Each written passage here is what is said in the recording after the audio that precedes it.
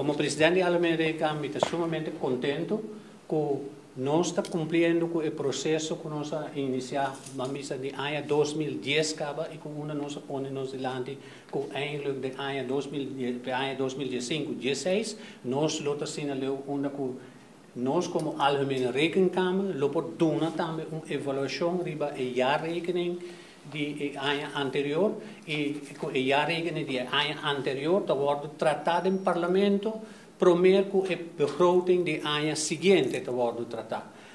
Para que nós sei a algemene rekenkamer na primeira instância está traga para o parlamento de Aruba.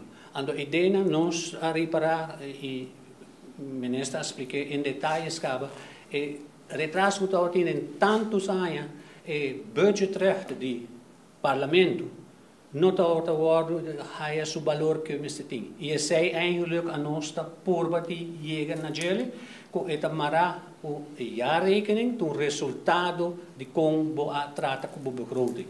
E meneer minister, met zo'n moment contento minister die tende também como bota bij een stap mais leu e que está sendo minister. Com eigenlijk bota a cifra turluna. Nós primitivo minister meu secretariado está claro com um plano de ANPAC, nós imediatamente começa e para 1 de setembro o ministro lopor entregar nos onderzoeksrapport junto com a sim no parlamento na tempo.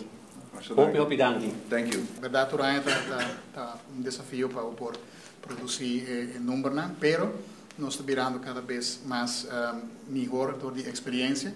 E isso aqui de 2 anos, graças ao desempenho de personal também de direção financeira, mas não de direção financeira só, era agora mencionado de CED, pero também de outro departamento, não posso para na final de contas a informação da infraestrutura caminha, não de CED também, já falei já aqui também de agradecimento na tour estão envolvido, também o personal de departamento de reportagem financeiro e análise. Na senhora Supra também, claramente, nosso agradecimento, pero na tour estão também com a dedicação no tempo, na hora, etc, etc. E na ministra também, que dona confiança no departamento de finanças também, e na ministra anterior também, que dona confiança no departamento de finanças para poder atender independentemente com o tema de área.